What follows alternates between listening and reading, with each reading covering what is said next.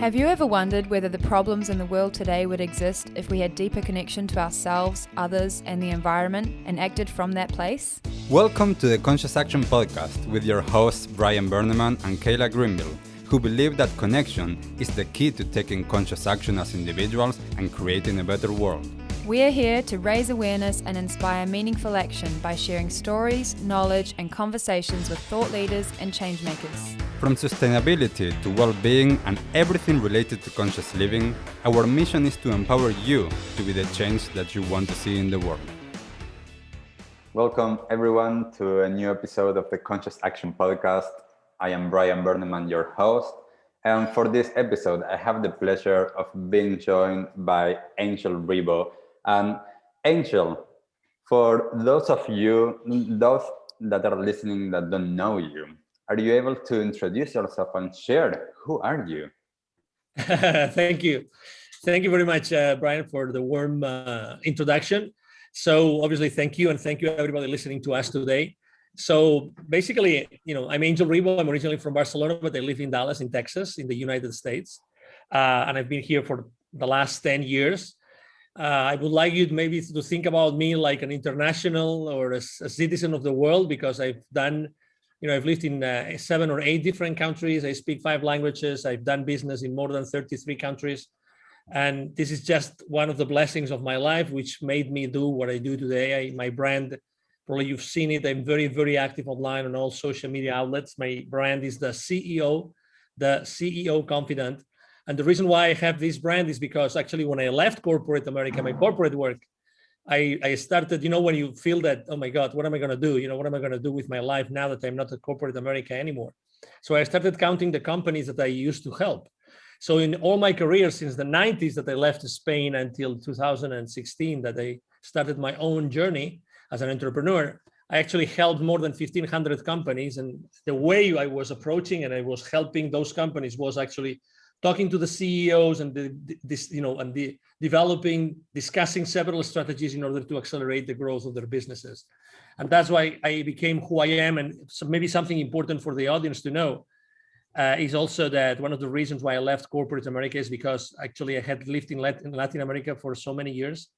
I lived in Mexico for 10 years and I conducted business in Latin America for almost, 15 years. And I saw so much poverty in there that actually one day I had an experience that allowed me to see that, I had to really take care of the kids in Latin America. And I launched together with 2 other people in Mexico. I co-founded Wisdom for Kids, which is a foundation. And what we do is we help underprivileged kids in Latin America become entrepreneurs. So, having said that, my consulting business is basically a business in which what we do is we help both corporate CEOs and established entrepreneurs to bridge the gap globally for expansion and exposure. So I wish, by the way, and I will stop here now. I wish that one of these days I will be able to go to New Zealand, because so far the country that I probably like the most is Norway, and it's because of the fjords. It's because of the magnitude of nature, and the second most fjord populated in the world country in the world is New Zealand, which is beautiful. I've seen amazing pictures, and New Zealand is consistently a place where with locations where amazing movies have been shot, have been filmed. So I really look forward to visit you personally one day, Brian. Yes, wonderful. And thank you so much, Angel, for taking the time to be here with us. I resonate so much with what you said about being a global citizen. I have lived in different countries. I consider myself a global citizen, not only because I have lived in different countries, but also, and I think that you shared this based on our previous conversations, is that we have, or at least I'm going to talk about myself, I have this mindset that I am connected with everyone and I am part of this earth with everyone that is here. And this is one of the things that when you were sharing with me what you're doing with Wisdom for Kids, which is something that it's so incredible, and that in a little bit I want to explore a little bit further, because it is understanding that yes, we might be doing our thing now. I'm here in New Zealand, you're in the US, but there's people all over the world that are struggling, and if I have the privilege to be able to be in a position that I'm not surviving today, then can I see how connected I am with everyone and being able to do that. And I would love for you to share a little bit more before we get into that. How was it for you growing up and being able to live in all of these different countries, speaking all of these different languages? Why did that happen? Was it your family, or was it you that wanted to explore? Yeah, that's a great question. Actually, both. I probably know not many people know this story, so I'm going to share it for the first time with you. My mom was the daughter of a military man in Spain who actually participated actively in the civil war in Spain. That means 1936 to 1939. And my father, and so she was originally from a region which is north center of Spain, and my father was originally already from Catalonia, very close to the, let's say, pretty close to the French border. Both, so they got married because my mom was a teacher, was a school teacher in a rural area. And my father originally, the Ribo family, R-I-B-O, are originally from a place in Spain, in the country. So actually there's still the ranch of the Ribo family still exists in Spain, and I have relatives living there and taking care of it. And they moved, so my father actually moved to a 350,000 people city, and he was really a big entrepreneur. And very early on, he started to have positions of responsibility. And what I remember since I was a kid is that first we were just a middle-class family in Spain, but in the area where I was born, close to Barcelona, it's 1 hour away from Barcelona, you could not learn English in the school. So actually I learned French. And I'm someone that for some reason, maybe because of the example of my father being such an entrepreneur, I always took challenges as opportunities. I remember it was the first or second year in high school, junior high school. And my French teacher told me, hey, would you like to organize our annual trip to France? Would you like to organize it? I'm going to help you, but you're going to make the phone calls, you design the itinerary, you're going to make all the heavy lifting for me. And obviously that was quite an experience because I had to organize everything. I had to call friends, and it's different to learn to learn French in a school with no exposure to French people than to start having exposure over the phone. And then throughout this 2-week trip, we took a bus and we drove all the way up to Paris, and we stopped on all these wonderful rivers and castles. And we went to all these amazing places in the north west coast of France. And I was like actively organizing everything and leading everything. So that extra push, that extra effort that I had to make to learn French actually was one of the big things of my life. So I was able, fast forward, before going to college, I was able to speak French fluently. But guess what? Even though nor my mom nor my dad were actually speaking any language, they say, well, but I would like you too to speak English. So actually, since 7th grade, I was learning also English on a private school outside, or a private academy outside the school. So again, and I was also blessed that I could spend a summer in England. And throughout that summer, I went from, when you learn a language, that first you translate everything, and suddenly there's a point in which you don't translate anymore. You just talk and talk and talk without translating. So I was able, with 13, 14 years old, to actually speak English without thinking. And so again, that means that I was already like going to college with 2 languages. I immediately became president of an international student organization while I was in college. I got 4 different internships while I was in college, in which I would spend from 2 to 6 months every year going abroad and working for companies. I remember working in research centers in Finland, university in Czechoslovakia when it was still communist. I worked in a large automotive supplier of Renault and Citroën in France. So, when you say that, when you do it, you don't really value, you don't give the importance to all those things. But when you put that into perspective, it means that I finished college. It took to me 2 years more to finish college. but it was all worth it because my experience, my international experience and everything I learned on that time set me up for what I did at the end, which is, always having an international career, deciding to leave Spain and the comfortability of my home, of my culture, and really, thinking that any country in the world can be my home. When I move to one place to another, some people might feel, scared, or, right now, for instance, there's plenty of people in Spain that want to go somewhere else. Plenty. You probably know that too, because you'll probably definitely have maybe relatives, friends living in Spain, and the situation there is very difficult. Plenty of them want to, and I was having a conversation with a lady the other day, and she was telling me, oh my God, where would you go? And I told them, it depends on where you want to go. And obviously you have to check on which countries you can actually move to now. But, for instance, I would recommend you, because I lived 10 years in Mexico, in certain areas in Mexico. Mexicans really like Spaniards, and it's a very nice place to go. And the euro is going to run long. It's going to give you, a lot of peace of mind to live for the first months and blah, blah, blah, and so many things. But, why don't you do a scouting trip to Mexico to see which place in Mexico do you like? And she said, oh my God, I've never left Spain. I cannot leave Spain just for 1 month to visit another country. That's not inside my brain.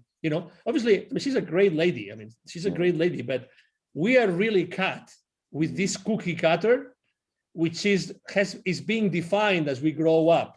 For me, traveling and going to other countries and experiencing different things and having to adapt to new monetary systems, to new values in the society, to new surroundings, physical surroundings, and to new rules.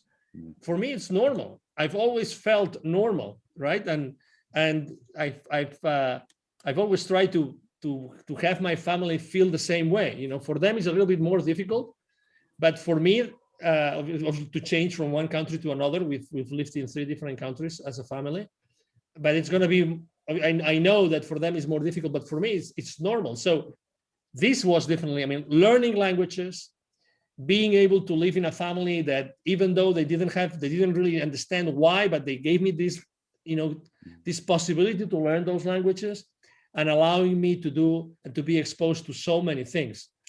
It was so important. And just to finish with that point, I don't have to tell you. So when I am in front of the kids with Wisdom for Kids in Latin America, one of our main goals is to open the mind of those kids that they have never seen anything else but their own community, their local community. We've been in places 20, 25 minutes drive away from Mexico City's airport. Can you believe that those kids have never seen an airplane? Can you believe that? They've never seen an airplane. They've never had the opportunity to actually have a ride to go to the airport to see the airplanes, like from the top of the airport or something. So we really tend to live in boxes. We live in boxes, literally. We live in boxes. And those boxes are a small world.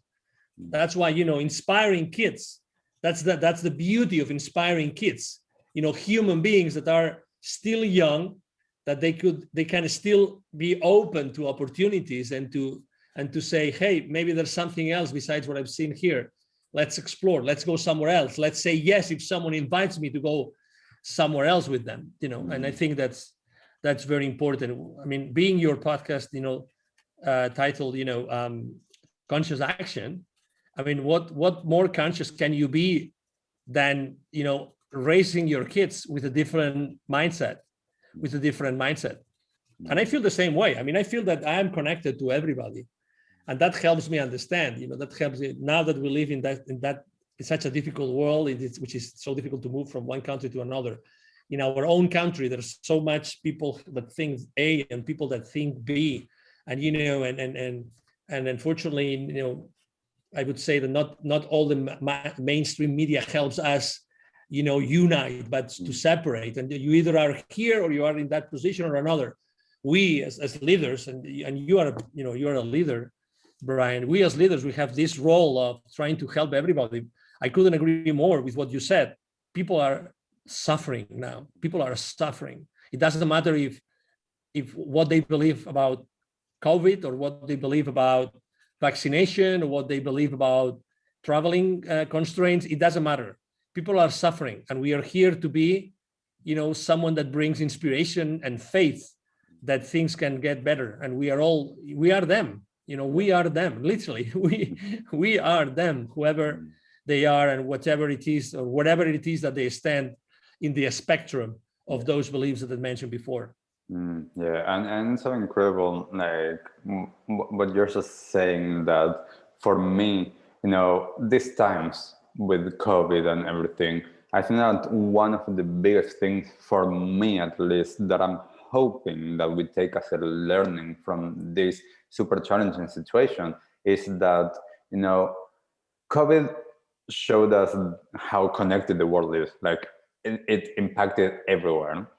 And for me, this was one of the things that I always thought about, is like, how are we as society still going, and over there and over there and over there, there's people dying because they don't have food, because they don't have clean water, and we are just like going into like bigger houses or a new car or this and that.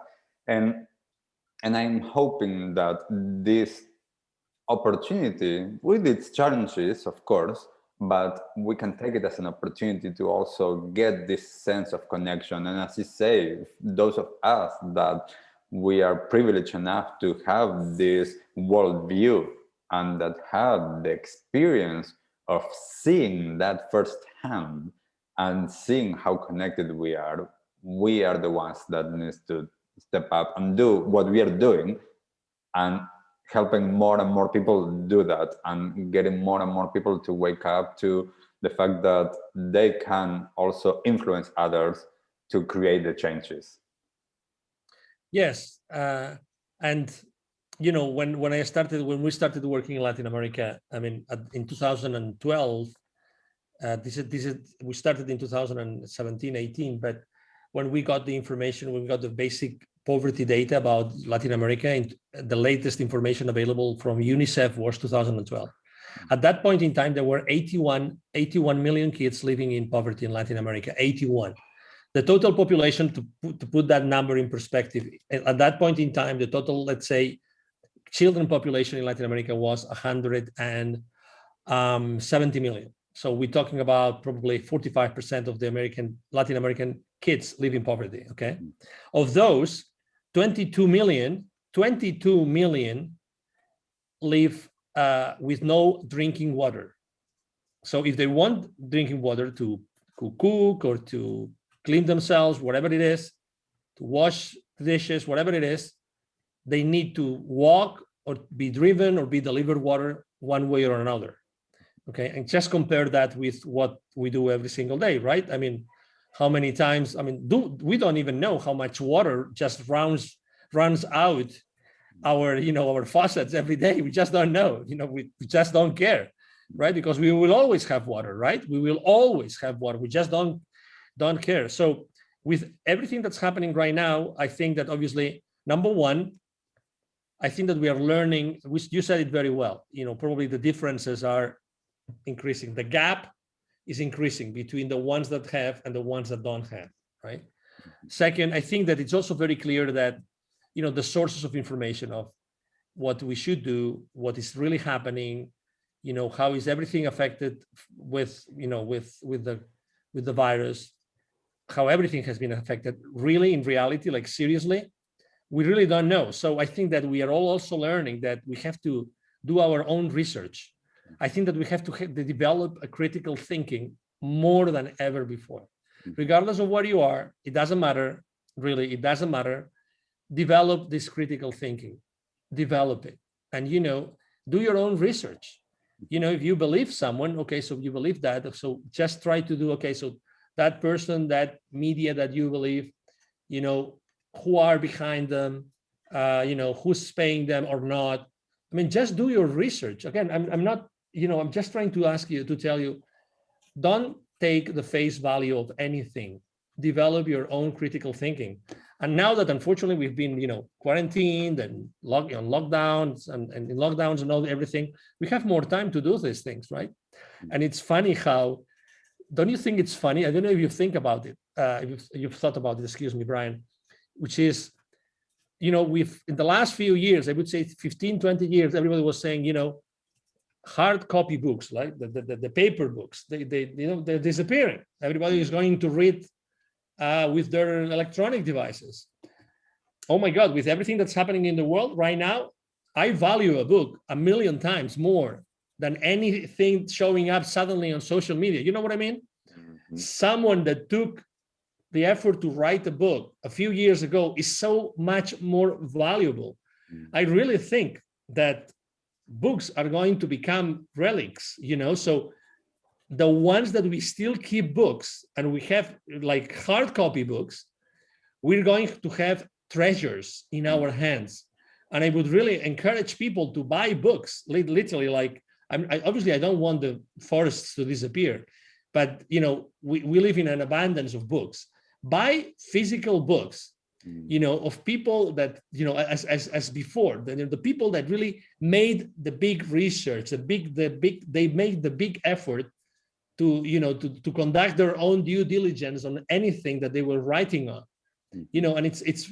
and again, I think that it's curious, like we were abandoning books, and suddenly for me, books are extremely important. And I have to say, I have bought a few books, pretty expensive, a few of them, over this period of time for the last 12 months. Now it's February 2021, excuse me. And I mean, I treasure those books because they have knowledge, they have the basics. I've never learned more about real health and alkalinity and acidity of your body, and food and nutrition, and supplements and all those things. I mean, and plants, by the way, plants. Oh my God, I never learned and read and studied more about plants than during the last 12 months. Never in my life. And right now, oh my God, I mean, we could literally and I'm sure I'm not the only one that has done that.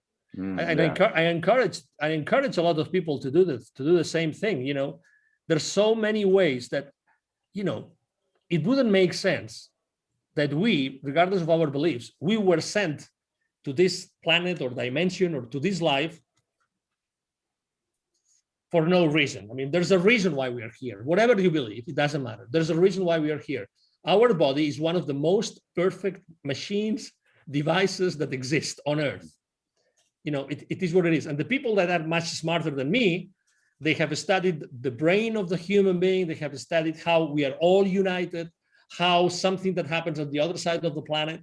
It's funny because New Zealand is actually at the very, very extreme side of the planet compared to Spain, by the way. Mm-hmm. So that's interesting. Although I'm now in the US, but when we grow up, we study that in Spain. But everything that happens in the planet is interconnected, every single thing. Mm-hmm. So that's why I believe that we have the power, I really believe that we have the power to really heal ourselves if we studied enough and if we knew enough about how our body works. Yes. And, I think that you mentioned a couple of things just now that I think that are so relevant. One is, how are we using these times and what are the things that we are valuing? Not taking things for what they are, but being able to think critically, to analyze. This for me, since I was a kid, has been one of the biggest things, is that my parents were always, encouraging, was thinking for myself, understanding. I remember when I was 6 years old, I wanted to be, when I was a little kid, I wanted to grow up and be a journalist, which I ended up being. But I remember when I was 6, my grandpa one day told me, "Why are you reading that newspaper?" And I told him, "Well, that's the one that we get at home." And he told me, "Well, do you know who the owner is?" And I was like, no idea. I was 6 years old. I was just, reading the newspaper. And he told me, "Well, the owner is this, and these are his companies, and this is what he cares about." And he grabbed another newspaper and he said, "Look at this. There's the same piece of news, two different ways or two different points of view." So he started to make me think, and I really, really value this. And the power that we have as individuals to change and adapt is incredible. And I think that, what you were saying about what you're doing with the kids in Latin America, and being able to expand their minds. I would love for you to share a little bit around as well, how do you work both with the kids, but in general, through, I know how I do it, through the idea that we are the ones in charge and that we can expand beyond what we know and what we've been conditioned? I think that it's a very good starting point is what I said before. Number one, why don't you think what you're doing here? Why don't you ask yourself the question? I like to use very often the example of what's something that Tony Robbins says very often, which is the quality of your life is the quality of your questions, the questions that you ask yourself. And very often we don't ask ourselves a question. There was a very, very interesting, let me tell you a story. There was actually a very interesting app in the App Store. I don't know if it was available for Android. I'm not going to advertise this, but the only thing that the app did was you could program the app so the app will actually trigger a question. So that question would be asked to you, and you could program it like every minute or every 5 minutes or whatever you wanted throughout the entire day. And and it was a very simple app. The only thing you could do was this, like have this question asked to you X number of times a day. But the question was, where would you like your attention to be right now? Where would you like your attention to be? So imagine having your cell phone every 5 minutes. If you are not going to see anybody or you don't have Zoom calls, where would you like your attention to be right now? Imagine that every 5 minutes you are able to do this, which is a very simple exercise, but you do it consistently. So you start refocusing your entire energy, your attention. But at the end of the day, your attention is your energy. You're focusing your energy on something that you decide, So I believe that we are here. I believe that very humbly that we are spiritual beings having a physical experience, and we are here to learn some lessons that probably we have to learn, right? And if we were allowed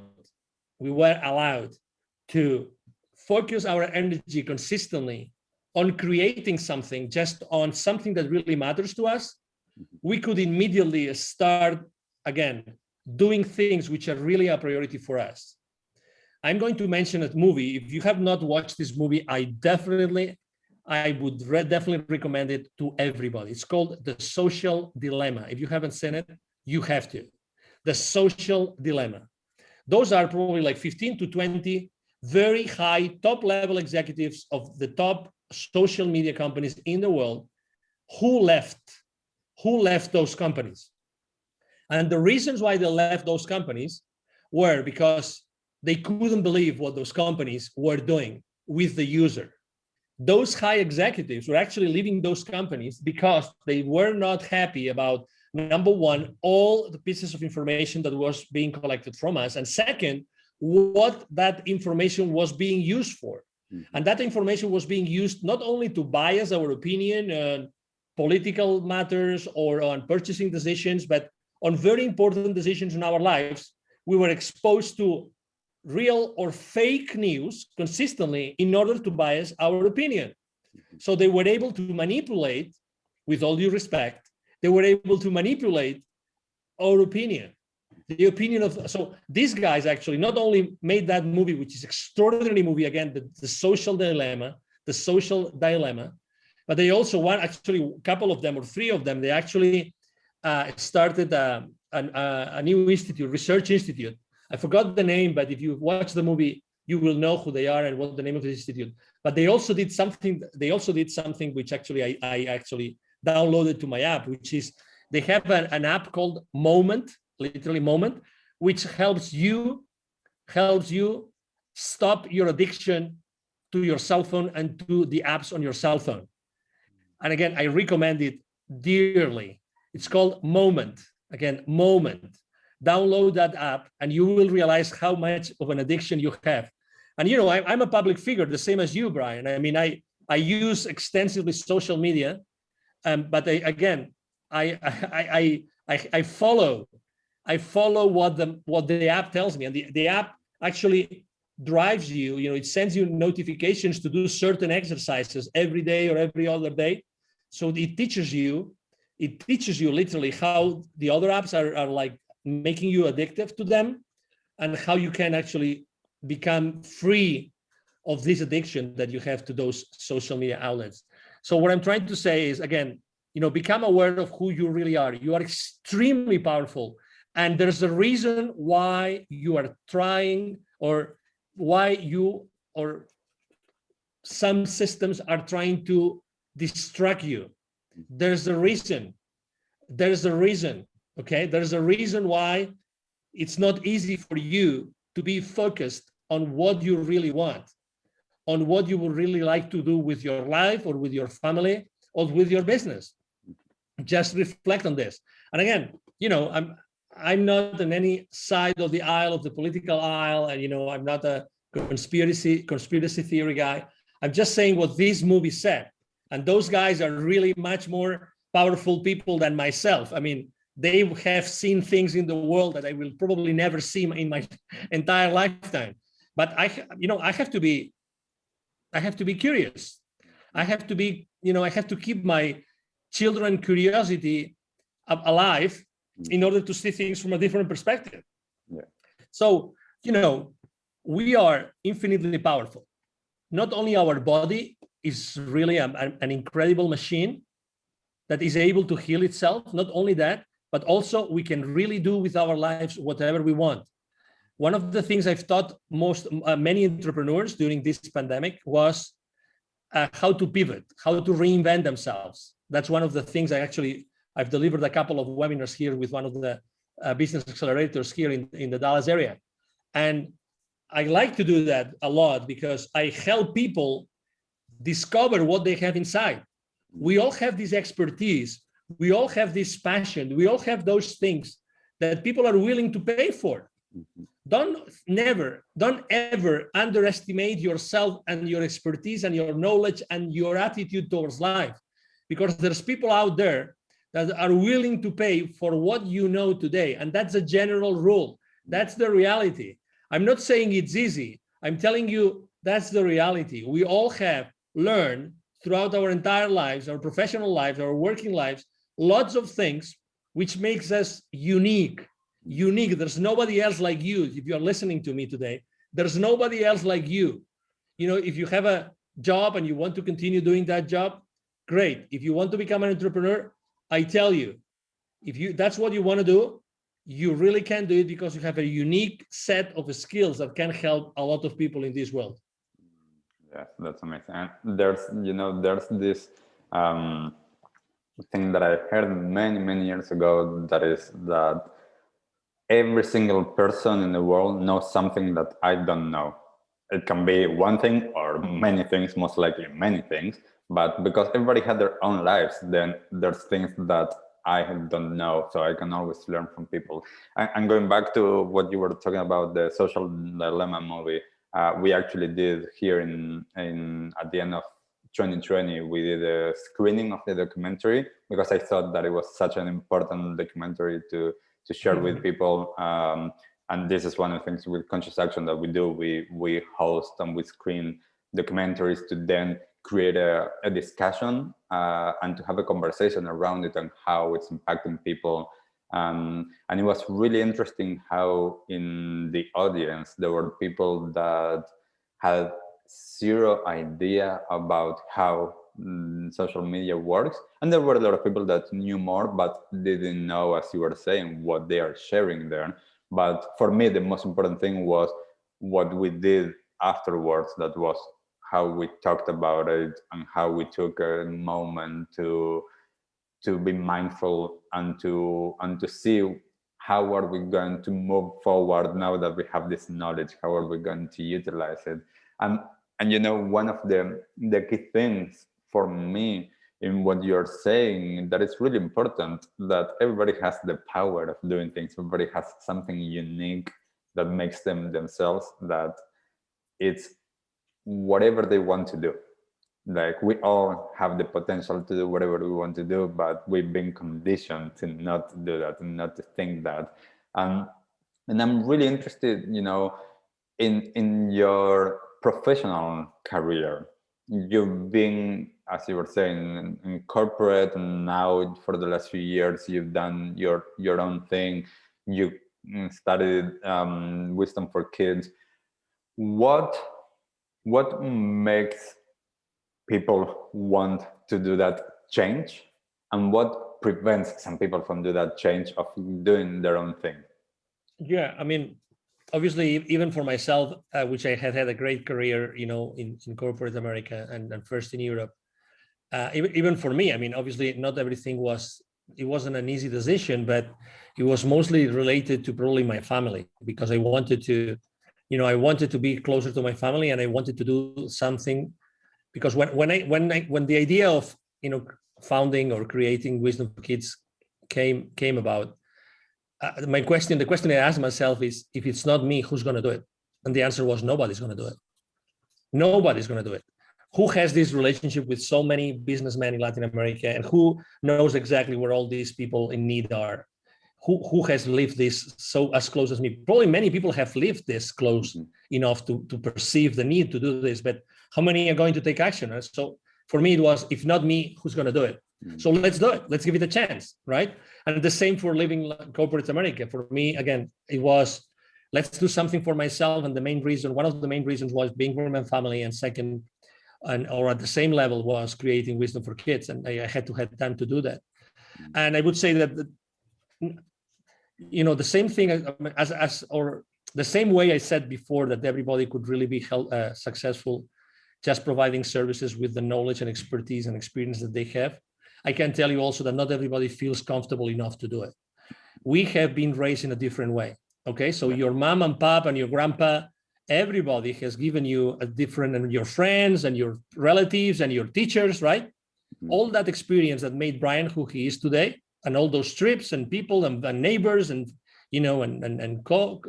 co-workers, they've made you who you are. It's the same with everybody. And some people don't feel comfortable doing it. Don't feel comfortable doing it just because there's a lot of risk. I mean, there is risk. So what do you do with the risk? Some people are more, open to accept the risk and take the risk, and other people are not so much. So and we have to accept it, right? I mean, making a decision, sometimes if you don't have any other thing to do but to become your own boss, then maybe that's the only thing that you can do. Many armies in the world, what they did is, when they had to fight, they would go to a specific place by the sea, and then they would burn all their bridges. They would burn all the boats, so they couldn't go back. So the only option they had was to fight and to go straight ahead and conquer this land and whatever that was. So there's and I probably put myself in that situation as well. I put myself in a situation in which there was no return. And sometimes I get those phone calls from companies saying, "Hey, would you like to help us?" And I would say the same thing, yes, but as a contractor, I would like to keep on being my own boss and help you being my own boss. Yeah, so definitely. Yeah, exactly. So again, not everybody's ready, and I would say that probably fear, uncertainty, wanting to probably keep on building on the savings, and you have to be just understanding their position. You have to understand why, and because again, we are all one. I mean, I really believe we are all one, and sometimes I'm being asked, what is your superpower, Angel? And I always say the same thing. It's probably that I am an empath. So being an empath in this time is really painful, because you feel the pain of other people, and I feel the pain of other people, and I feel the pain, very close people to me. I mean, very close relatives, I feel their pain, like big time. They are in pain, and what they do is like, I don't know them, how is it possible that in 12 months they've changed so much, and they've changed dramatically, and they are in a completely different position. But again, we have to be, although I feel they're suffering, we are here to help. That's why, with what you do at Conscious Action, and with what you do with your podcast is so important. It's just trying to inspire other people, and trying to, to just show them that there are other ways to see the world. And again, there's no good or bad. It's not really, honestly. I mean, if I could change one thing, probably was in my entire education, probably, being educated on a non-judgmental place, in which I would try to understand all the parts, involved, all the parties involved, and trying to put myself in everybody's shoes. That's what I really believe. But being an empath is sometimes difficult. That's for sure.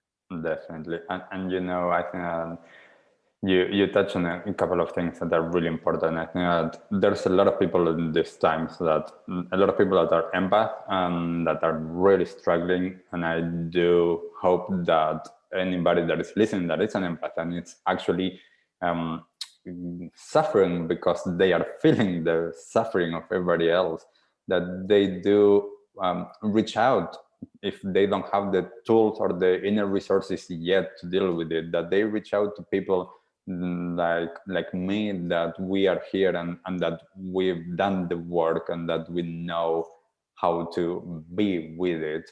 The other thing that I think that it's really important, you touched on it, well, and for me this is why with conscious action we focus on both things, consciousness and awareness and action, is that we need to take action. A lot of times there's a lot of things that stay on an idea level and never are actioned. And for us to create changes for ourselves and for others, we need to do that. And I remember that there's two questions, and I have them actually on my room. They are written, and you mentioned one of them. The two questions that one of my teachers told me many years ago was, if not you, who? And the other one was, if not now, when?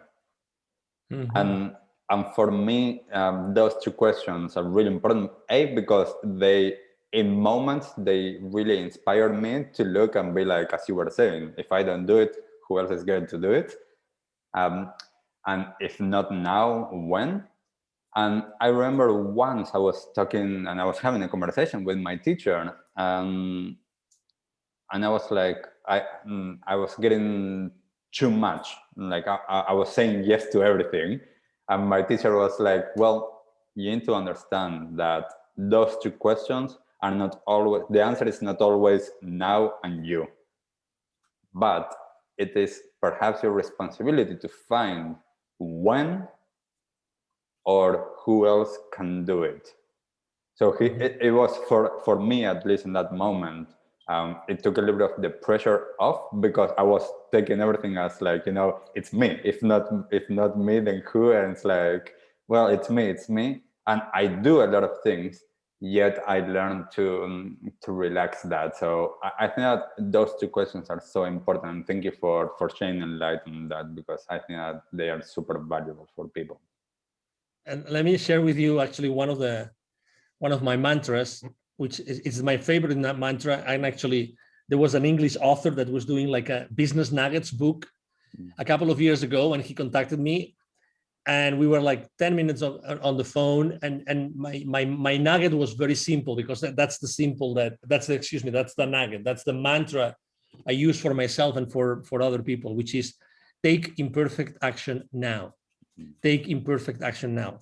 It's obviously related to this, judging and overthinking things and everything, but the power of taking action now, For instance, I have an accountability partner, and I meet with that person every single day, well, weekday, okay, because I try to stay, as much as I can with the family over the weekend. But having an accountability partner allows me to take imperfect action now. I mean, if I didn't have that accountability partner, and again, oh my God, Angel, I mean, why do you need an accountability partner? I mean, you've done so many amazing things, and you're so active online, and you have so many connections and blah, blah, blah. It doesn't matter. I am a human being. I need help the same way that you need help, the same way. I'm having someone that is just there to keep me accountable every single day for 1 hour. Oh my God, I tell you. I mean, one of my weaknesses, for instance, is to procrastinate, right? So I can tell you immediately, I mean, how many things would still be on my to-do list did I not take the decision of having an accountability partner? I have no idea. I mean, I have no idea. There's a power on taking action now. There's a power in doing that. There's a power of focusing your energy. Again, where do you want your attention to be? So for 1 hour, I am fully focused on those things that probably would get procrastinated, and I would never do it, and they would stay on my to-do list forever. Yeah. Every single day, at least I had this 1 hour in which someone keeps me accountable, right? The rest of the day is typically things that I have on my agenda already. I meditate in the morning. Every single morning I have what we call an intention group that we intend together for some things every single day, every single day for the last 3 years. We've done that. And then, I meet certain people every day and we attach base talking about business or personal stuff, but it's important that you take imperfect action now, that you put your energy to work. Put your energy to work. There's a reason why we are human beings. We are in here. We are in this dimension or in this world, really, to be happy. That's the reason. If you are not happy, explore it. Ask for help. Like Brian was saying, ask for help. There's a ton of help out there. Obviously New Zealand, there's your organization, but there's a lot of organizations. There's a lot of amazing people out there. Actually, let me tell you, I like to do crazy stuff sometimes. Just last week, there was a spiritual leader from Spain that reached out to me a few weeks ago because I had interviewed her many times for a few of my shows. And she said, Angel, why don't we start talking about, because she knows what a kind of leader I am. She said, why don't we start a show called something related to the heart, how to live from the heart. And last week, we had like 560 people in our first session, our first show live last week. About the name of the show is The Voice of Your Heart. And we help people live their lives from their hearts. That's what we do. And I'm not the Dalai Lama, I'm not a guru. I'm just a human being that has had a lot of experiences that I'm able to talk about my experiences and share them with the world. That's it. And we had an incredible show and people were asking us questions. We were online. We also were on Zoom. So we were like 50 or 60 people on Zoom asking questions. So again, I am not whatever to do this, but I'm not the famous Dr. Phil in the US for the ones who are in the US or know about the Dr. Phil, who Dr. Phil is. But let me tell you what, I can guarantee you after reading literally hundreds of comments that session, that 2-hour program was worth it, was worth it. And we will keep on doing it. It was just program number 1. We will do as many episodes as necessary. Probably we will keep on doing it forever because it was a beautiful experience. There's a lot, and like us, and again, there were 580 something people that day watching. There's many more people out there doing similar things. And obviously that was for free, by the way, I didn't say it, but it was for free. We just did it because we wanted to be online and we wanted to help people. And people were reaching out to us, asking questions like, I consider myself an awakened person, but I see part of my family going that way, and I see the other side of my family going that way, and I am in the middle, I suffer. I suffer. Can you please help me find a way to leave this situation from the heart? Can you help me do that? Can you help me find the peace that I need in order to help both sides? Because I'm not in peace, I will not be able to help anybody. I will not be able to help the pros or the cons. It doesn't matter, So that's the kind of things we can do every single day. Every single day we can reach out to someone and help that person every single day. Because right now, people are in pain, people are suffering. There's never been more fear in the world, never, ever. And you guys see the fear, maybe, you probably are, New Zealand, you were telling me that you kind of, the whole country was, like isolated from the rest of the world. Oh my God, what a blessing in the sense that you kept, right? You kept that, the core of New Zealand, right? And the New Zealanders and the culture and everything, you kept it. That's extremely powerful. Yeah. And you are aware that many of the countries where you have lived, or I have lived or visited, are not the same. People are suffering right now. Yeah. They're in pain. So again, a smile, being flexible, being loving, being caring with our neighbors, regardless of where they are, it doesn't matter. Just go back to that place. Go back to that place and help everybody. You can do that easily every single day. Yes, I love that. It's one of the things that I've done in the past, and a lot of workshops around living in the heart, heart-based living, aligning our head and our hearts, and that is something, as you mentioned, for these times, being able to live and to lead from the heart. It's such an important thing that we can do. And Angel, I just want to get to the last few questions, because I feel like we could be talking for hours and hours and hours.